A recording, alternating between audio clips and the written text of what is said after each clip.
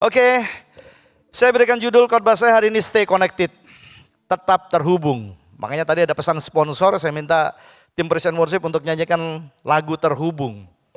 Boleh saya cerita sedikit? Kenapa saya dapat inspirasi untuk sampaikan ini hari ini? Saya tahu ini bukan kebetulan dan kita juga ada di momen rekonsiliasi, betul ya? Build a relationship. Bapak Ibu Saudara, beberapa minggu yang lalu ada seorang yang datang kepada saya, seorang pengusaha muda, dan dia bilang begini, saya dilaporkan ke polisi karena dia habis hajar karyawannya, saudara. Karena karyawan ini didapati mencuri, jumlahnya cukup besar dan merusak sistem kerja yang ada. Dan dia juga adalah salah satu pelayan Tuhan di tempat kami, dan dia bilang begini, setiap kita diberikan pilihan. Setuju ya? Dalam kehidupan ini kita diperhadapkan dengan begitu banyak pilihan. Dan dia bilang, dia tahu bahwa pada waktu itu dia nggak boleh lakukan kekerasan. Tapi kemudian dia bilang dia ada di persimpangan antara dia mau tetap tenang, dia tetap cool, dia bisa memaafkan atau dia harus memberikan pelajaran kepada orang ini. Karena orang ini kalau dari story yang dia cerita memang keterlaluan. Dan akhirnya dia bilang gini, saya pada waktu itu memutuskan untuk bilang gini, saya taruh dulu iman saya gunakan kekuatan saya yang lama. Nah, singkat cerita kemudian dia hajar karyawannya dan karyawannya buat ngajukan visum dan akhirnya dia dilaporkan ke polisi. Oke ya, jadi saya cuma ingin sampaikan begini. Bapak Ibu Saudara, seringkali dalam kehidupan kita semua mengaku kita orang Kristen. Berapa banyak orang Kristen di sini? Yang lain tenkris, buatan Kristen. Oke ya, nah Bapak Ibu Saudara, kita harus tahu bahwa kekristenan ini bukan agama. Kekristenan ini adalah kita sepakat dengan gaya hidup Yesus. Dan sepanjang kehidupan kita cuma punya satu figur, punya panutan, punya contoh dan punya teladan. Namanya Yesus. Jadi kekristenan ini, kita sudah sering kali, saya percaya Pastor Jerry juga di sini sudah sering sampaikan bahwa kekristenan itu bukan agama. Jadi tujuan Yesus datang ke dunia ini adalah untuk rekonsiliasi. Untuk memulihkan hubungan. Jadi kekristenan ini bicara lebih dominan ke arah yang namanya hubungan. Amin. Hubungan yang luar biasa yang Tuhan buat, Tuhan ciptakan manusia dengan tangannya sendiri. Dan dia bilang kita ciptakan manusia yang serupa dan segambar dengan Allah. Dan kita semua tahu bahwa kemudian manusia yang diciptakan dengan begitu luar biasa, mereka memilih untuk menentang Allah. Dan mereka jatuh dalam dosa. Jadi Yesus datang ke dunia ini bukan untuk tour. Yesus datang ke dunia ini bukan hanya sekedar untuk melakukan mujizat, enggak. Tujuan utama dia adalah memulihkan hubungan yang rusak antara manusia dengan Allah. Karena tanpa pemulihan hubungan ini, maka kita semua tahu ujung daripada kehidupan manusia namanya maut.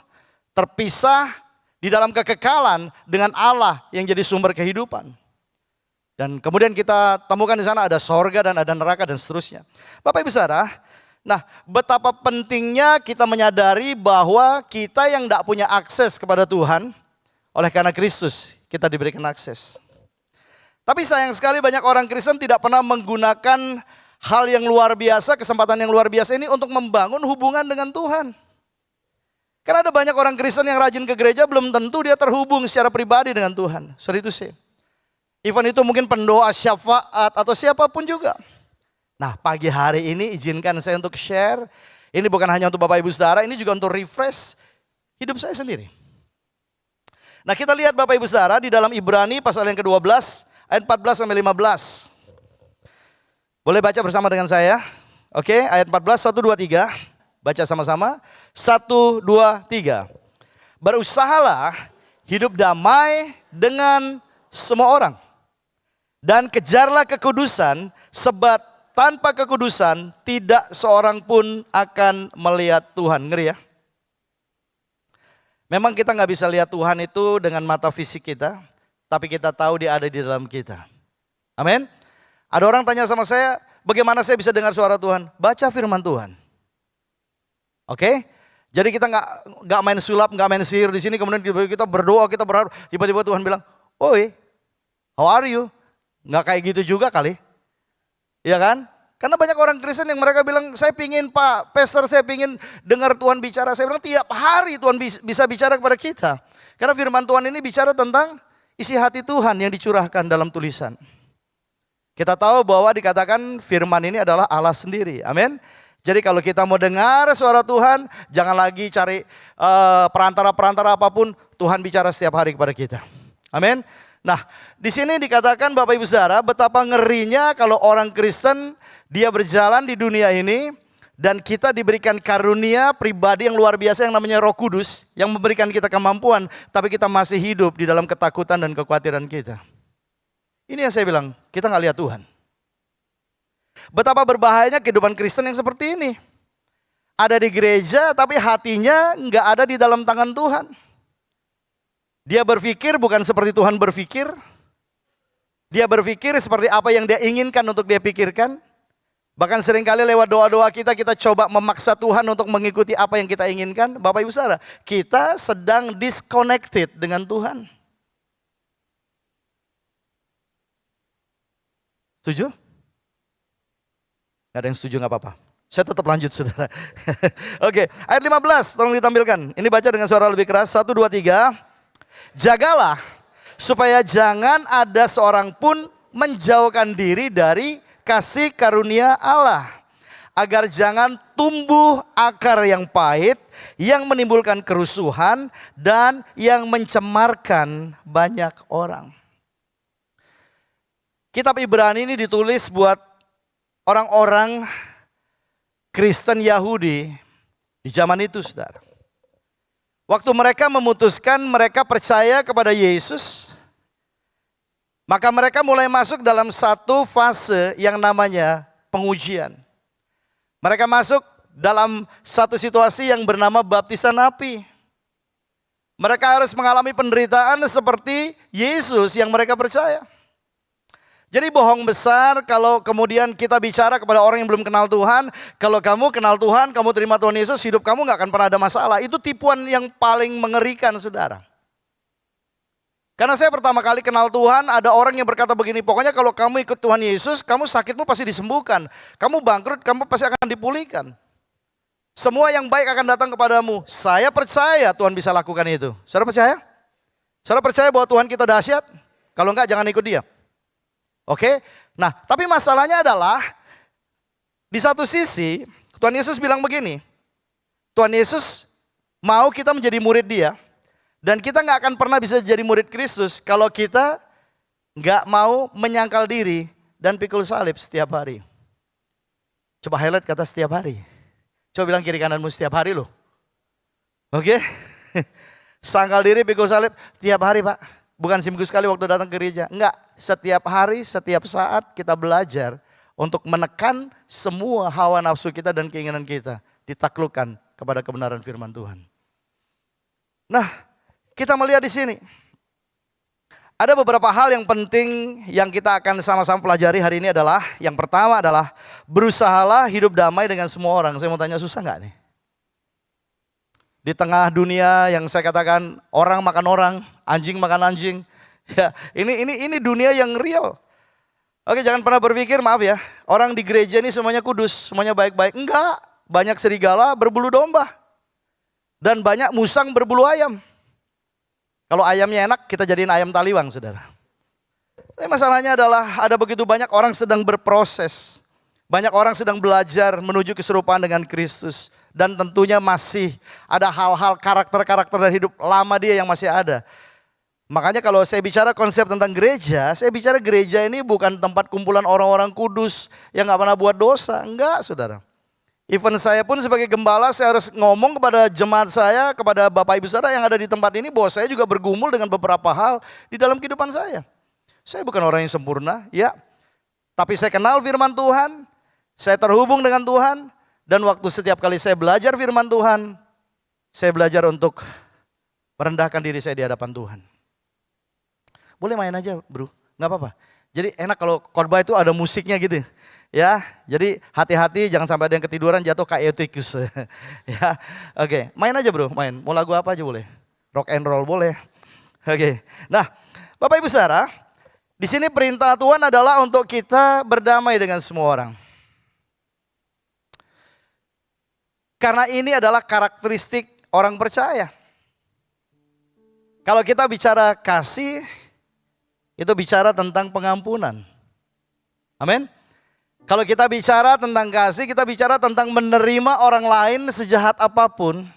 Apalagi orang-orang itu dekat dengan kita. Mungkin saudara kita, bahkan mungkin pasangan hidup kita, itu seperti semak berduri dalam kehidupan kita. Mungkin pasangan kita perkataannya gak pernah membangun kita, perkataannya selalu menyakiti kita. Kamu gak bisa, kamu terlalu bodoh dan seterusnya saudara. Nah itu pilihan untuk kita, apakah kita mau berespon dengan baik atau tidak. Di dalam Roma 12 ayat 18 di sana dikatakan sedapat-dapatnya kalau hal itu bergantung kepadamu, hiduplah dalam perdamaian dengan semua orang. Coba bilang sama saya semua orang. Kalau kita bisa dekat atau mengasihi orang yang mengasihi kita, orang yang tidak kenal Tuhan pun bisa lakukan itu. Tapi justru ada satu hal yang luar biasa, ada satu nilai yang dunia nggak bisa tiru adalah kita bisa membalas kejahatan dengan kebaikan. Kenapa kita bisa punya konsep berpikir seperti itu? Karena kita dulu juga jahat, saudara. Tapi Tuhan cari kita, Dia selamatkan kita, Dia angkat kita dari lubang kubur, dan Dia mahkotai kita dengan kasih setia dan rahmat. Dan Dia berikan kepada kita masa depan yang baru. Halo? Di dalam kegelapan tidak ada pengharapan. Di dalam kegelapan tidak ada masa depan yang baik. Makanya dikatakan kita ini dulu kita ada di dalam kegelapan dan kemudian kita dipanggil keluar, bahkan kemudian kita jadi umat kesayangan Tuhan sendiri. Amin saudara. Nah masalahnya adalah kita membiarkan diri kita menjauhkan diri dari kasih karunia Tuhan. Dan kemudian kita mulai menggunakan free will yang sebenarnya unlimited untuk kita bisa menilai orang lain. Kita bisa menyalahkan orang lain, kita bisa menghakimi orang lain, padahal dan juga kemudian kita membalas orang lain, padahal semuanya itu adalah haknya Tuhan, bukan hak kita. Amin. Amin Bapak Ibu Saudara. Yang ngomong di depan saudara ini adalah orang yang berproses. Saya melayani jemaat. Saya melakukan hal-hal yang baik tentunya sebagai seorang mentor, sebagai seorang gembala. Tetapi beberapa kali di dalam pelayanan saya adalah orang-orang yang saya tolong, orang-orang yang saya bantu itu kemudian yang memfitnah saya di luar. Bahkan ada satu case orang yang dekat dengan saya kemudian karena dia berseteru dengan orang yang lain dan dia menuntut pembelaan dari saya padahal dia sendiri juga melakukan kesalahan. Dan saya harus jujur berkata walaupun kamu sahabat baik, kamu salah. Tapi masalahnya adalah orang ini gak bisa terima dipersalahkan. Ngeri ya. Saya bilang bagaimana orang gak bisa berubah? Ya kalau dia tahu salah tapi dia merasa dia gak bersalah. Oh ini parah saudara. Di dalam pertumbuhan pelayanan konseling saya selalu ketemu dengan orang-orang begini. Saya ingatkan ya dan mereka datang mencari pembenaran kepada saya sebagai gembala. Dengan berbagai macam alasan, alibi dan lain sebagainya. Dan saya tetap bilang begini, firman Tuhan berkata kamu salah. Kalau kamu ada di dalam Tuhan, kamu harus mendahului untuk memberikan hormat dan kamu harus mendahului membangun kembali relasi yang rusak dengan orang lain. Karena itu perintah Tuhan. Berdamai dengan semua orang. Dan dikatakan di sana kalau itu ada di dalam tangan kita, kita yang bisa memutuskan, putuskanlah untuk mengampuni dan memperbaiki hubungan. Itu baru saudara dikenal dengan DNA yang sama dengan Tuhan. Pernah dengar ayat kan? Ada orang begitu baperan, dia ngomong di dalam Matius 7, Tuhan aku sudah melakukan mujizat demi namamu, aku sudah bernubuat demi namamu. Tuhan lihat dari atas ke bawah, dari bawah ke atas, dari tengah disuruh muter dan sebagainya. Gak ada ayatnya saudara. Ya ini terjemahan saya, tapi Tuhan bilang aku gak kenal kamu. Saudara bisa bayangkan, orang sampai bisa bernubuat, berarti dia punya kualifikasi kedekatan dengan Tuhan. Tetapi karena dia tidak konsisten menjaga imannya, satu kali dia tidak dikenali oleh Tuhan. Bukan Tuhan amnesia saudara.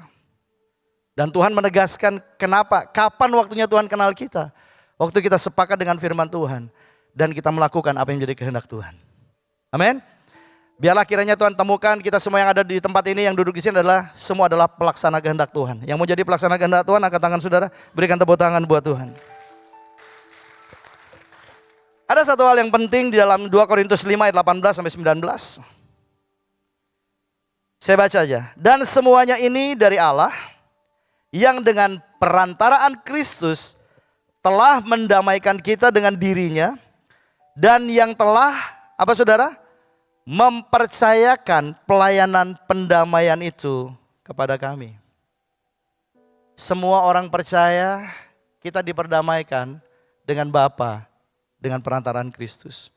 Tanpa Kristus kita nggak mungkin bisa berdamai dengan Allah. Banyak orang berpikir dengan perbuatan baik dia, perbuatan amal dia bisa mencapai levelnya Tuhan. Nggak bisa saudara. Firman Tuhan di dalam sisi yang lain berkata, kesalehan kamu seperti kain kotor.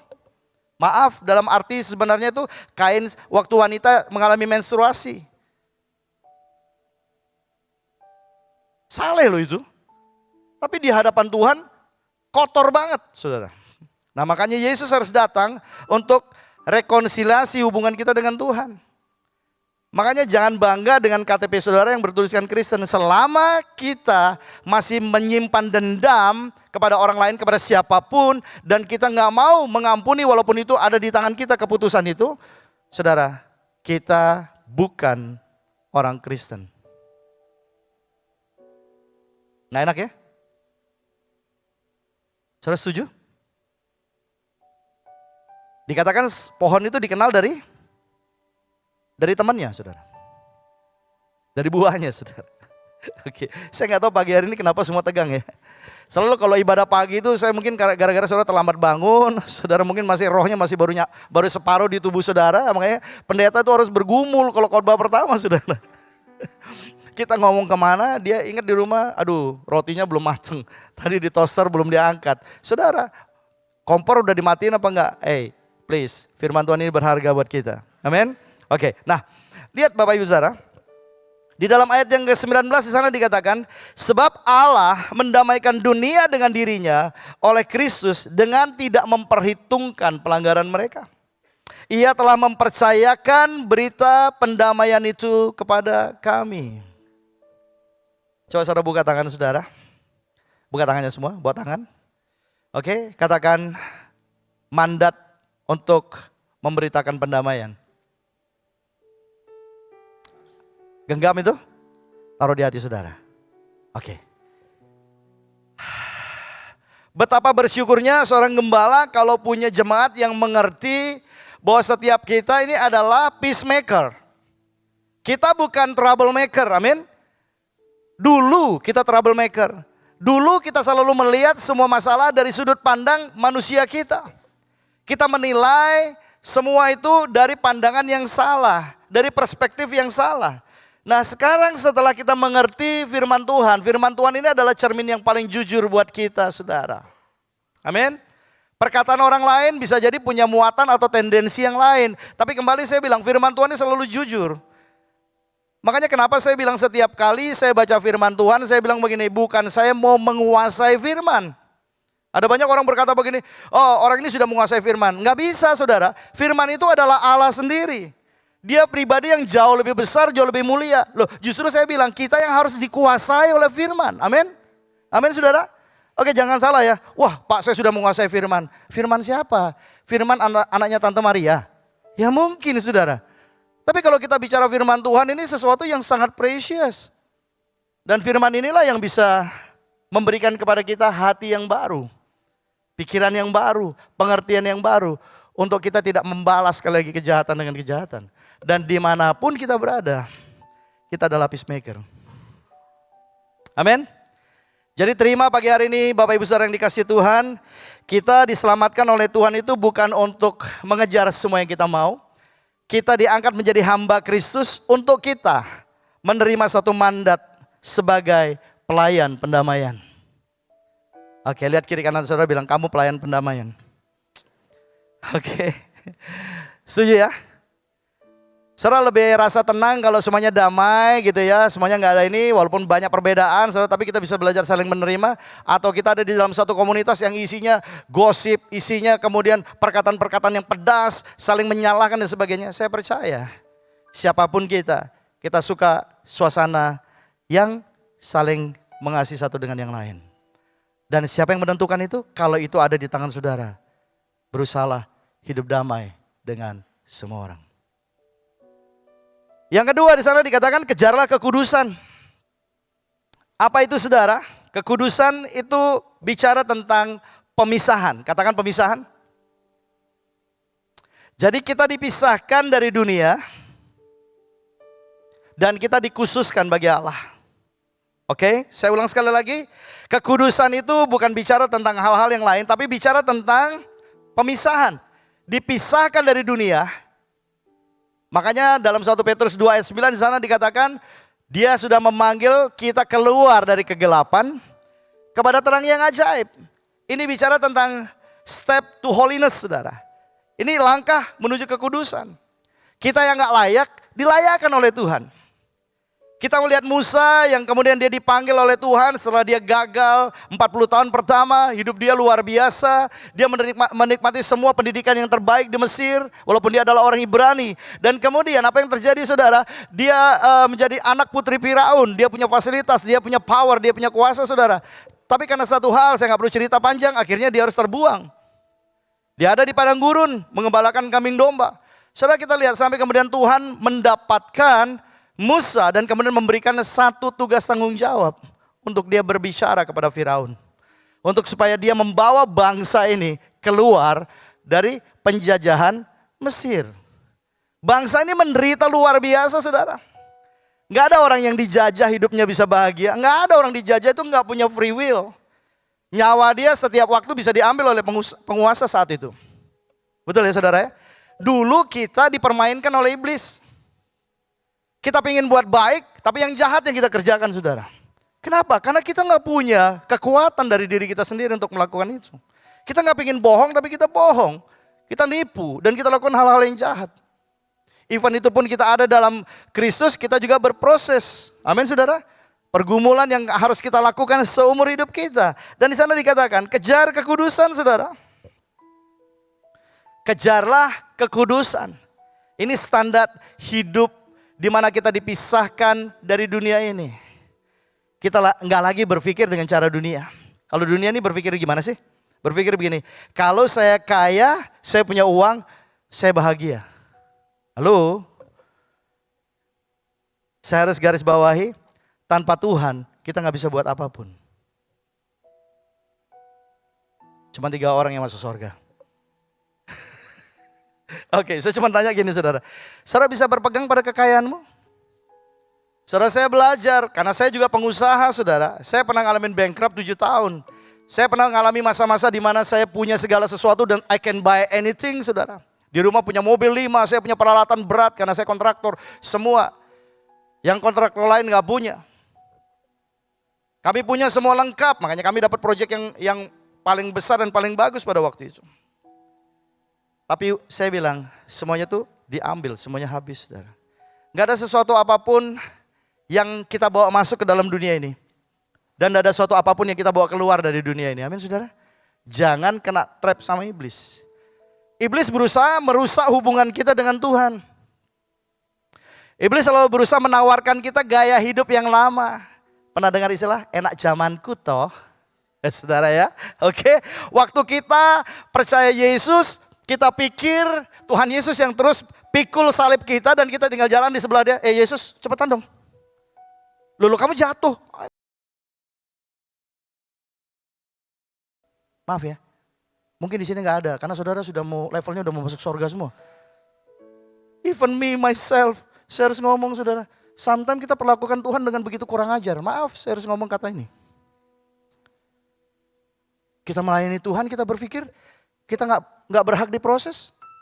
Saudara, waktu saya bankrupt itu saya dalam posisi saya melayani Tuhan, saudara. Kalau saya bilang orang yang paling rajin di gereja itu, boleh dibilang salah satunya saya. Tapi toh Tuhan ambil semua itu saudara.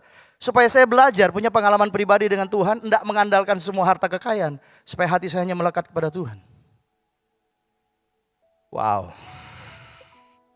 Makanya saya bilang kasihan orang Kristen yang datang, kemudian kita tipu-tipu dia ya pastor ya. Wah, pokoknya kamu doa pasti dijawab sama Tuhan. Doa kalau nggak sesuai dengan kehendak Tuhan nggak dijawab, mem. Doa Pak, pengen punya rumah baru, oke lah. Ya pengen punya gudang baru, oke lah. Pengen punya istri baru, geledek turun dari sorga, duar saudara. Ya nggak bisa. Jadi kita jangan gunakan kemurahan Tuhan yang Tuhan berikan buat kita, Tuhan selamatkan kita ini untuk kita mengejar keinginan kita sendiri, enggak. Nah saya mau tanya, siapa hamba Tuhan di sini angkat tangan? Enggak banyak ya? Yang hamba setan? Oke saya ulang lagi, siapa hamba Tuhan? Nah mulai banyak kan, mulai ngerti. Makasih ya. Udah bangun ya? Udah bangun kan? Coba senggol kiri kanan, bangun dong gitu. Oke. Soalnya perhambaan cuma dua nih, hamba Tuhan apa hamba setan. Sekali lagi make sure. Siapa hamba Tuhan angkat tangan. Oke, thank you ya. Tepuk tangan buat diri saudara sendiri. Oke, nah di sini di dalam ada satu hal yang saya bilang yang iblis nggak bisa tiru dari kehidupan kita saudara. Itu bicara tentang kekudusan. Saudara punya proyek apa saja, cara apapun iblis bisa tipu saudara. Iblis bisa tiru itu saudara. Tapi ada satu hal yang membedakan kita anak Allah atau anak-anak kegelapan. Itu bicara tentang holiness, tentang kekudusan. Amin saudara. Dan kekudusan ini bukan karena kita coba mengudus-nguduskan diri kita atau kita tinggal di kota kudus. Bukan saudara. Tapi semua ini by His grace. Amin. Kita ditebus dengan darah yang mahal. Saudara ini mahal harganya saudara. Saya bersyukur saya ada di hadapan orang-orang yang mahal, yang terhormat, yang berharga di hadapan Tuhan. Jadi jangan dengarkan hoax bilang, oh kamu nggak bisa, kamu gagal. Bilang sama setan, lu yang gagal.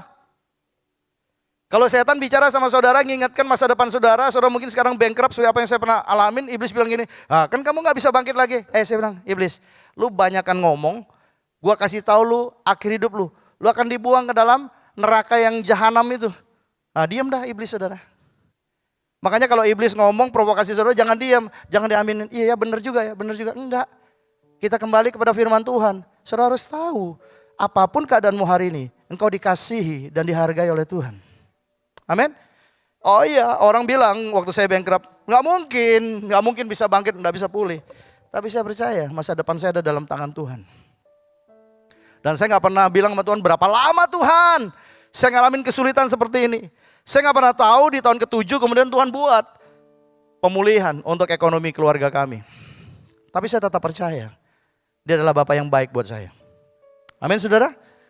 Ini ada istri saya. Nanti kalau saya cerita tentang masa lalu kita ya, sayangnya dia suka nangis saudara. Saya nggak tega dia nangis pagi-pagi. Nanti ibadah 2 aja saya buat dia nangis saudara. Oke ya saudara. Oke, lihat 2 Korintus 7 ayat yang 1. Saudara-saudaraku yang kekasih, karena kita sekarang memiliki janji-janji itu, baca sama-sama. Marilah kita menyucikan diri kita dari semua pencemaran jasmani dan rohani, dan dengan demikian menyempurnakan kekudusan kita dalam takut akan Tuhan. Oke, boleh ganti kata kita dengan kata saya? Biar lebih kena gitu di hati. Kalau kita atau kamu gitu saudara, pasti saudara kita dengan firman Tuhan, itu cocok buat kamu. Enggak, semua firman Tuhan ini cocok buat kita. Banyak yang gak setuju. Kalau ngomong terkutuklah kamu, itu buat dia aja. Kalau diberkatilah buat saya Pak, langsung amin, amin. Gereja itu saudara, kita gak paham ini saudara. Oke, Tuhan udah bilang, ada prasyarat, kenapa kamu ada di bawah kutuk, kenapa kamu ada di bawah berkat. Kita cuma main amin, amin, tapi kita gak jalankan prasyaratnya saudara. Terus kemudian kita blaming Tuhan, kita bilang kenapa hidup saya gak berubah, kenapa gini, dan hidup saya penuh dengan struggle. Hari ini kita putuskan, kita mau jadi manusia yang baru dalam Kristus. Amin, amin saudara. Iya, nah kita ulang ya, pakai kata saya. Oke, 1, 2, 3. Saudara-saudaraku yang kekasih, karena saya sekarang memiliki janji-janji itu, marilah saya menyucikan diri saya dari semua pencemaran jasmani dan rohani, dan dengan demikian menyempurnakan kekudusan saya dalam takut akan Allah. Keren banget. Jangan hidup di dalam pencemaran saudara.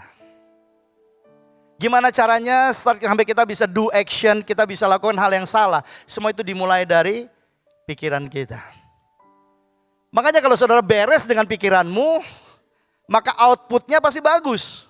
Setuju ya? Oke, saudara nggak bisa lakukan sesuatu yang tidak ada di dalam pikiran saudara. Makanya kenapa dikatakan metanoia, ini adalah langkah awal untuk kita bisa jadi orang Kristen dalam tanda petik. Christ follower. Kristen bicara tentang hubungan antara manusia dengan Allah. Kalau saudara tidak punya hubungan pribadi dengan Allah, maaf saudara, saudara tidak dikenal oleh Tuhan. Jangan bangga jadi orang Kristen, bangga jadi pengikut Kristus. Amin.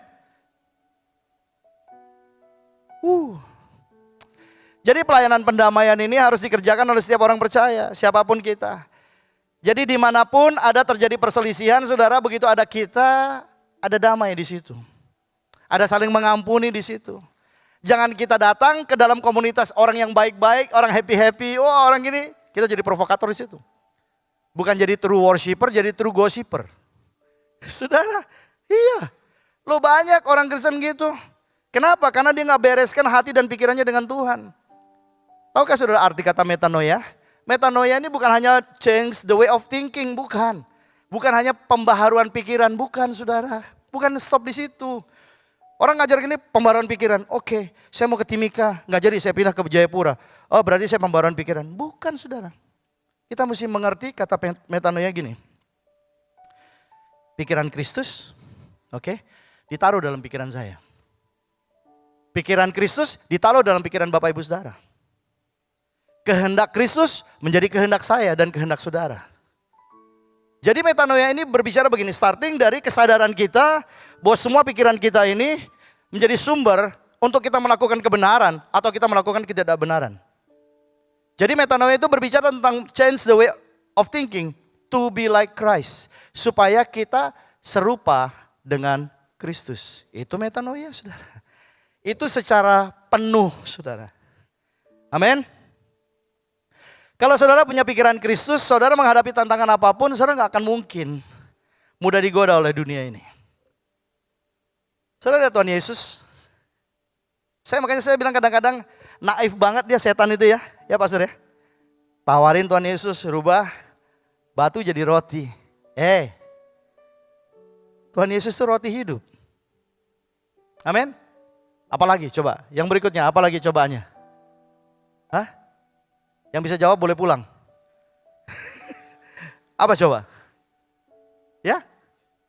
Nah, jatuhkan diri kan? Itu tujuan apa? Menunjukkan power. Saudara saya bilang, ada dua kualitas yang harus dimiliki oleh orang percaya. Oleh saya dan saudara. Supaya kita bisa jadi murid Kristus. Lemah lembut dan rendah hati. Lemah lembut ini bicara tentang apa sih saudara?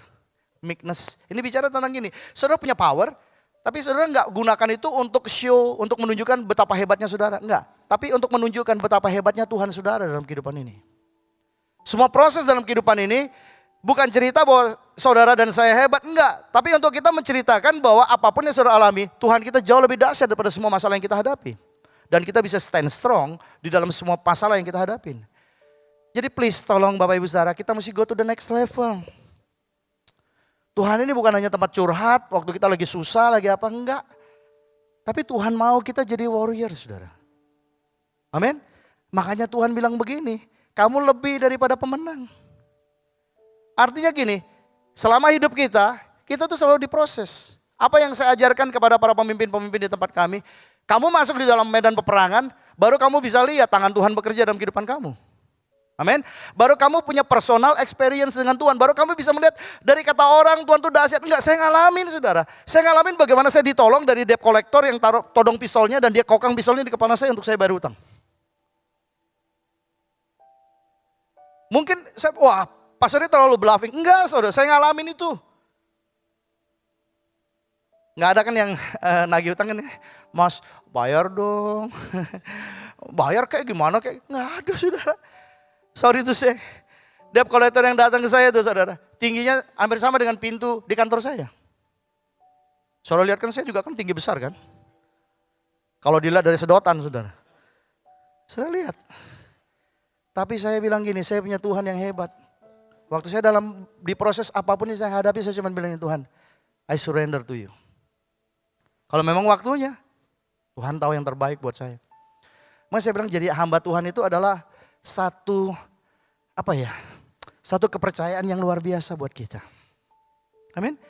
Karena yang menyertai saudara ini adalah Tuhan yang ciptakan langit dan bumi.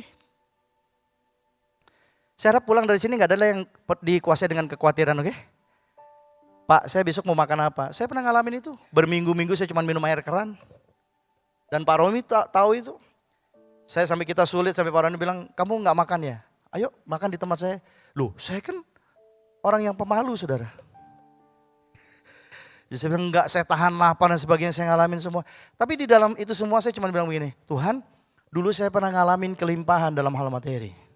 Kalau Tuhan izinkan saya masuk di sini lembah ini, buat saya, pencobaan ini tidak akan pernah melampaui kekuatan saya. Kenapa? Karena saya enggak pakai kekuatan saya yang tidak ada artinya ini. Saya pakai kekuatan Tuhan. Justru saya belajar untuk mengenal Tuhan lebih dalam lewat masalah itu. Dan saya mesti kasih tahu pada Bapak Ibu Saudara, sampai dengan hari ini Tuhan gak pernah curang dalam kehidupan saya. Oke? Karena banyak orang yang bilang, ikut Tuhan apa sih? Kok kayak gini sih, kok ngalamin gini? Kita tuh belum sampai mencucurkan darah, men. Jadi jangan lebay. Kalau cuma saudara digosipin sama orang, kalau difitnah sama orang, yang perlu kita lakukan cuma koreksi, introspeksi diri kita sendiri. Kalau kita salah ya kita selesaikan, kita minta maaf. Kalau enggak, jangan masukkan sampah dalam pikiran saudara. Amin. Enggak gampang mimpin jemaat lebih daripada 1.000 orang.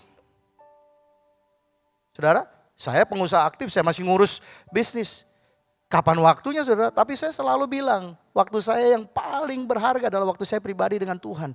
Dan itu mengatasi semua tantangan, semua masalah apapun dalam kehidupan saya. Sampai hari ini kalau saya bisa ada berdiri di sini, semua bukan karena saya hebat saudara. Karena saya mau belajar taat sama Tuhan. Bagaimana dengan saudara? Mau taat apa enggak? So mau stay connected dengan Tuhan? Mau tetap mengandalkan Tuhan? Atau saudara coba pakai kekuatan saudara yang bisa membawa saudara kepada kesesatan dan kehancuran?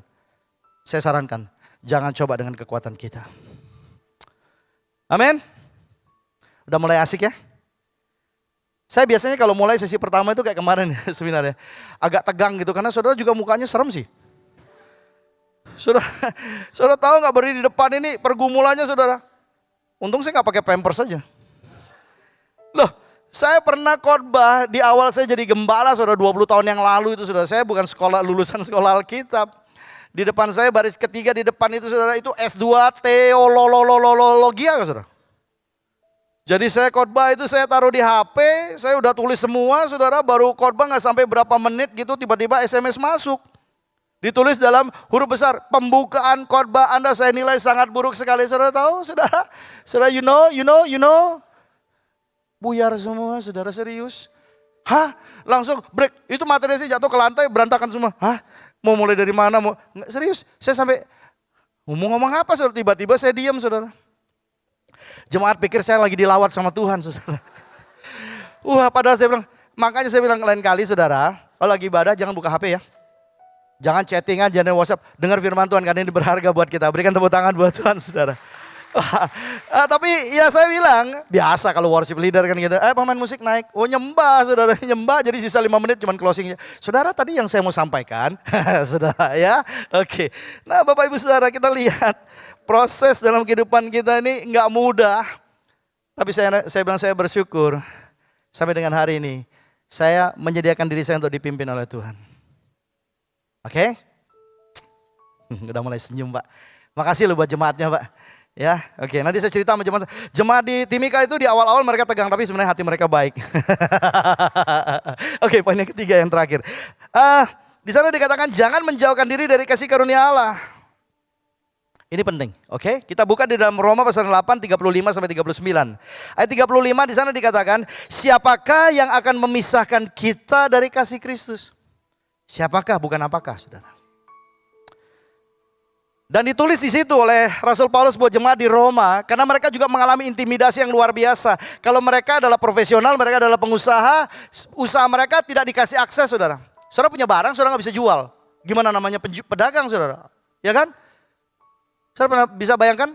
Saudara punya barang, saudara mau jual supaya saudara dapat profit, tapi karena mereka percaya kepada Kristus yang dianggap bidat, pengajaran yang salah waktu itu mereka dikucilkan.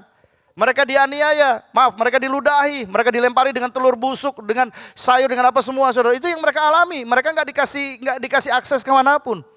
Nah, pertanyaannya gini, manusia hidup itu perlu makan, saudara.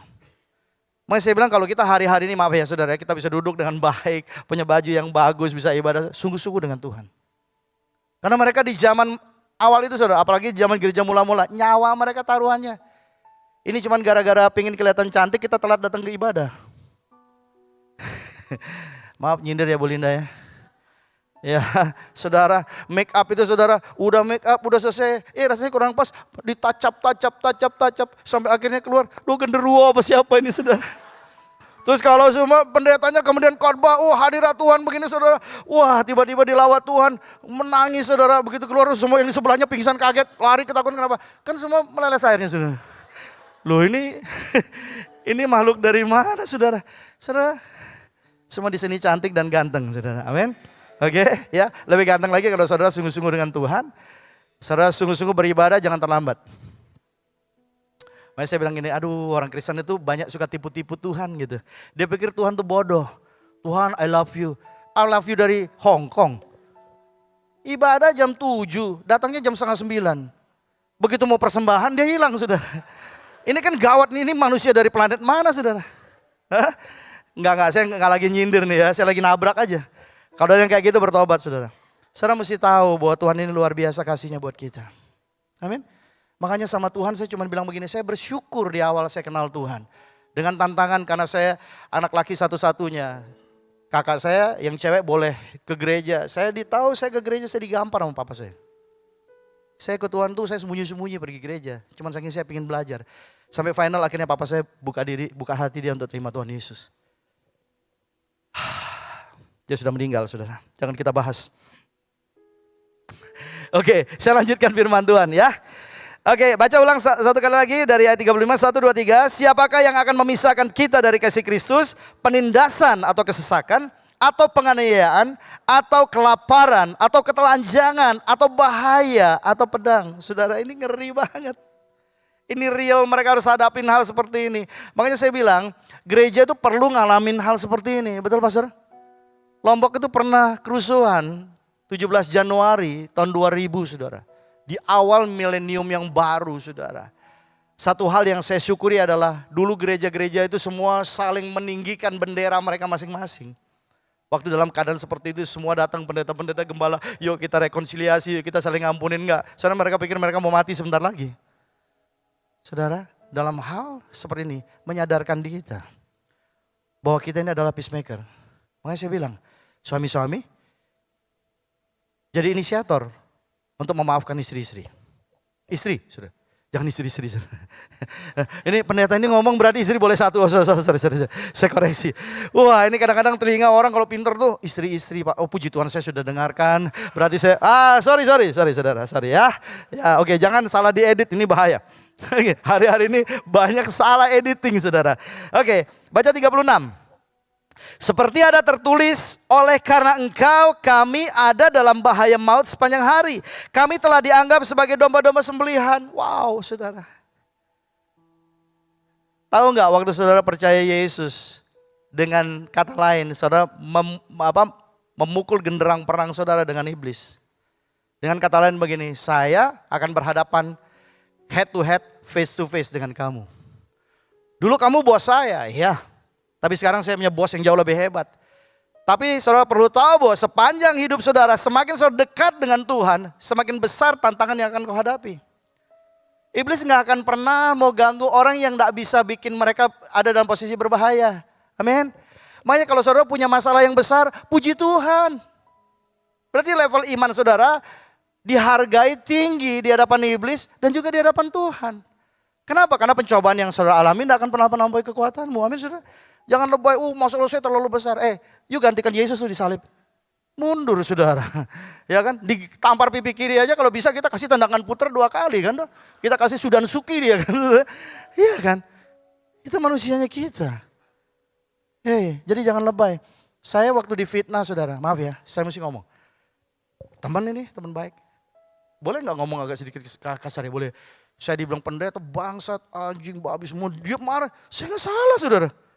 Saya kan orang. Untung saya bawa kamera, saya lihat, oh masih orang kok. Enak aja, babi bisa kena virus saudara. Nah dia ngomong kayak gitu tapi perkataan itu menyakitkan. Dan saya ingat istri saya bilang begini, kok kamu bisa ngampunin dia ya? Betul ya? Kok kamu bisa terima kamu dikatakan seperti itu? Kalau dulu saudara, dia akan terpisah. Mutilasi. Giginya di mana? Satu, saudara serius. Cuma waktu orang ini, saya bilang gini, saya punya gambar diri yang jelas, saya milik Kristus. Perkataan orang gak pernah ganggu image Tuhan dalam hidup saya. Oke? Siap? Belum makan. Siap? Iya dong. Ngadepin masalah biasa aja, tenang aja lagi gitu. Gak usah berespon yang terlalu kayak gimana gitu. Aduh saudara, please deh. Ya kan? Pengikut Kristus mentalnya tempe saudara. Serius. Kalau ada orang-orang muda bilang begini, Pak saya punya masalah besar, puji Tuhan. Ya kan Bapak gak ngalamin, saya sudah pernah lewatin itu. Enak saja kau bicara, kau tahu itu. Sorry. Karena saudara kita punya cara berpikir yang benar, kita bisa mengejar keserupaan dengan Kristus dalam kehidupan kita. Oke? Loh kalau saudara serupa dengan Kristus dimanapun saudara ada, saudara bawa karakter ini, saudara penuh dengan kasih. Suami mengasihi istri tanduk suami, tunduk kepada suami. Semua anak-anak bisa lihat ini contoh yang teladan yang baik. Waktu anak-anak disuruh panggil Bapa yang baik, Bapa di surga dengan mudah mereka bisa mengucapkan itu. Saya melayani di anak-anak muda dari sejak saya masih SMA saudara. Ada beberapa rekan begitu mereka sudah sebut Bapa yang baik, Bapa di surga mereka enggak bisa ngomong kenapa. Karena bapaknya itu pukul dia pakai kopel rem saudara. Dari kecil. Dipukul, digampar. Jadi dia kehilangan figur bapak. Sampai saya bilang, saya jadi bapak kamu. Saya peluk, dia nangis, dia teriak saudara. Saya tahu gak banyak keluarga-keluarga Kristen yang hubungannya dirusak oleh iblis saudara. Hari ini kita mau berubah amin. Suami-suami sayang istri tuh. Oke, istri-istri sayang suami kah? Kalau suami kasih duit banyak saudara. Di dalam semua kondisi. Tuhan Yesus paling baik. Oke, nah kita melihat Bapak Ibu Saudara, ini pandangan dunia kita ini domba sembelihan, tapi kita ini adalah korban yang berbau harum di hadapan Tuhan. Ketaatan kita lebih daripada segala sesuatu. Nah ayat yang ke-37, tetapi dalam semuanya itu kita lebih daripada orang-orang yang menang. Katakan amin. Kalau lebih daripada pemenang berarti saudara melewati proses peperangan bukan hanya sekali. Lebih daripada pemenang, menang di sini, menang di situ, menang di sana lagi, menang di situ, menang di mana-mana. Di mana-mana hatiku menang. Saudara, ya menang baru lebih daripada pemenang. Saudara dikatakan oleh karena dia mengasihi kita. Ingat saudara ya, saudara jangan baperan, jangan merasa bahwa semua masalah itu saudara yang pikul. Enggak, kita punya Tuhan yang berjalan bersama dengan kita. Saya sederhana dengan Tuhan, saya cuma bilang Tuhan saya gak mampu. Saya punya ruang kecil namanya ruang pembantaian hati saudara. Di dalam pengembalaan saya cerita dikit aja. 2 tahun awal pengembalaan saya, 3 kali saya buat surat resign jadi gembala kepada gembala senior saya Pak Roni Daud. Gak kuat Pak. Soalnya apa saudara? Saya pengen balas gak bisa. Maaf ya, kurang ajar banget gitu. Menurut saya saudara. Kenapa saudara saya bisa ngalamin itu? Karena saya berpikir, saya lakukan semuanya itu untuk diri saya sendiri. Waktu saya diberikan hikmat pengertian, kamu lakukan ini untuk Tuhan yang sudah begitu baik buat kamu. Hati saya penuh dengan damai sejahtera. Sekalipun orang itu gak balas sesuatu yang baik pada saya bilang, it's okay, no problem. Saudara bisa bayangin saudara. Kalau sebagai gembala, jemaat kemudian gini ngomong begini, saya kepengaruh saudara. Terus kemudian ada jemaat ngomong gini, saya kepengaruh gitu saudara. Saya jadi gembala apa saudara? Dari kata orang, bukan, dari kata firman. Tuhan cuma bilang begini, kamu berharga, aku berjalan bersama dengan kamu. Aku adalah sumber hikmat dan pengetahuan buat kamu. Saya secure saudara. Amin. Dan justru saya suka cari orang-orang yang memang tidak bisa balas kebaikan yang saya lakukan kepada dia. Karena itu firman Tuhan bilang, seperti kamu lakukan untuk Tuhan. Kolose 3:23, amin saudara. Dan bukan untuk manusia. Hari ini Bapak Ibu Saudara, ini firman Tuhan ini masih banyak saya punya nih. Cuma cukup sampai di sini saudara. Karena waktunya sudah habis itu. Sudah 0, 0, 0, 0, ada 4 zeronya saudara. Yang terakhir saudara berdiri pulang, saudara repot saya. Oke, nah saya cuma berikan kepada Bapak Ibu Saudara satu pandangan aja. Untuk saudara mau melekat kepada Tuhan, pilihan ada di tangan saudara. Di tengah dunia yang begitu berat ini saudara, tetap tenang. Tuhan kita tetap eksis dalam kehidupan kita. Kapan kita menang? Waktu kita sadar Tuhan eksis dalam kehidupan kita. Oke? Waktu dunia bilang masalah kamu berat dan kita anggap masalah lebih besar daripada Tuhan, saudara jatuh di dalam pencobaan saudara. Mari kita melekat pada Kristus. Amin saudara. Di ibadah 2 nanti saya akan lanjut dengan masih seri yang sama, stay connected. Saya bicara dan sudut pandang yang berbeda. Mari kita bangkit berdiri sama-sama Bapak Ibu saudara.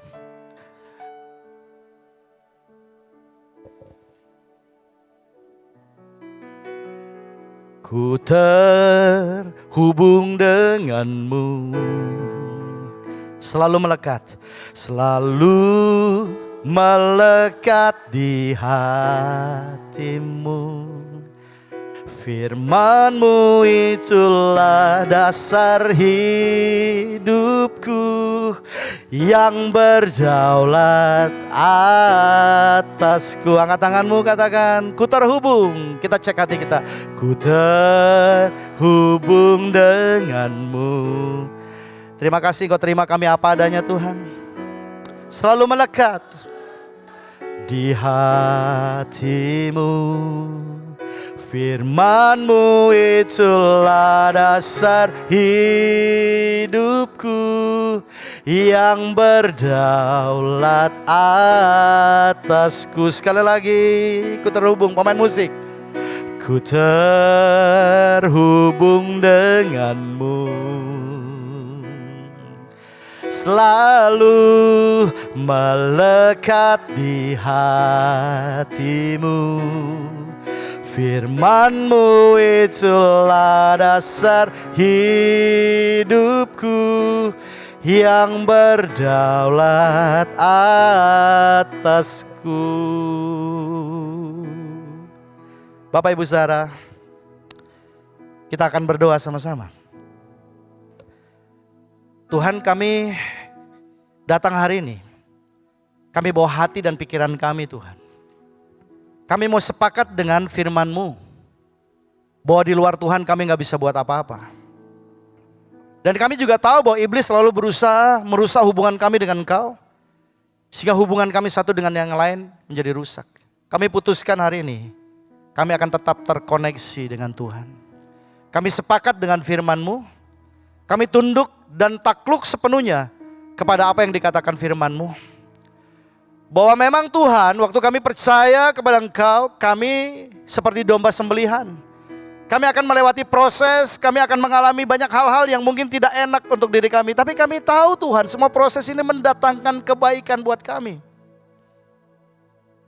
Kami tidak akan menyerah, kami tidak akan tunduk dengan perkataan dunia ini. Tapi kami mau lawan dengan perkataan firman Tuhan. Terima kasih Engkau membuat kami menjadi berharga di mata Tuhan. Terima kasih Engkau taruh hidup-Mu, firman-Mu di dalam hati dan pikiran setiap kami. Bukan untuk menjadi pajangan, tapi firman ini menjadi kehidupan buat kami. Kami berterima kasih untuk setiap proses yang kami alami. Terima kasih mungkin buat istri yang membentuk kami, suami yang mengajar kami, anak-anak kami yang membentuk kami, orang tua kami, dan semua komunitas yang ada Tuhan. Kami tidak akan pernah bereaksi secara negatif. Kami gak akan berespon secara negatif. Tapi kami mau tunduk kepada firman Tuhan. Bapak, hari ini bukan berarti karena kami ada di gereja ini, berarti hubungan pribadi kami dengan Tuhan beres. Kami mau mengampuni satu dengan yang lain. Kami mau berdamai dengan semua orang. Kami mau mengejar kekudusan. Dan kami tidak mau menjauhkan diri kami dari kasih karunia Allah. Supaya tidak timbul akar yang pahit. Supaya kami tidak hidup di bawah dendam. Kami tidak hidup di bawah langit yang tertutup. Yang dikatakan langit seperti tembaga dan tanah seperti besi. Sehingga kami tidak bisa produksi apapun. Tapi kami hidup di bawah langit yang terbuka. Berkati gereja-Mu, berkati seluruh hamba-hamba-Mu, untuk kami menjadi peacemaker dimanapun kami berada. Terima kasih buat Roh-Mu yang kudus, yang mengajar kami, yang menuntun kami. Kami siap menjadi pelaksana kehendak Tuhan. Kami siap untuk berubah, supaya keluarga kami diubahkan. Anak-anak kami bisa melihat kasih setia Tuhan. Keluarga kami diberkati melalui kehidupan kami. dan kami menjadi alat yang mulia di tangan Tuhan. Ampuni kebodohan kami selama ini karena kami suka membalas orang lain. Kami suka melakukan hal-hal yang jahat pada orang lain. Ampuni kami Tuhan. Karena kami tidak mau menjadi seperti iblis yang berakhir di dalam neraka yang sangat menyakitkan. Tapi kami tahu Tuhan bawa kami untuk kami tinggal bersama-sama dengan Tuhan. Bapa, aku berdoa, biar damai sejahtera Tuhan yang melampaui akal turun atas seluruh hamba-hamba-Mu. Keluarga-keluarga diberkati Tuhan. Komunitas dipulihkan oleh Tuhan. Dan kami dipakai jadi alat di situ. Dimanapun kami berada, kabar baik Injil itu akan diberitakan. Dan Tuhan disenangkan. Pakai kami, urapi kami, dan kami mau sekali lagi menjadi alat yang mulia di tangan Tuhan. Thank you. Terima kasih buat kasih setia dan rahmat-Mu. Ini kami Tuhan. Hidup kami sepenuhnya ada di dalam tangan Tuhan. Jadilah kepada kami sesuai dengan kehendak Tuhan. Di dalam nama Tuhan Yesus Kristus. Semua yang bersyukur katakan amin.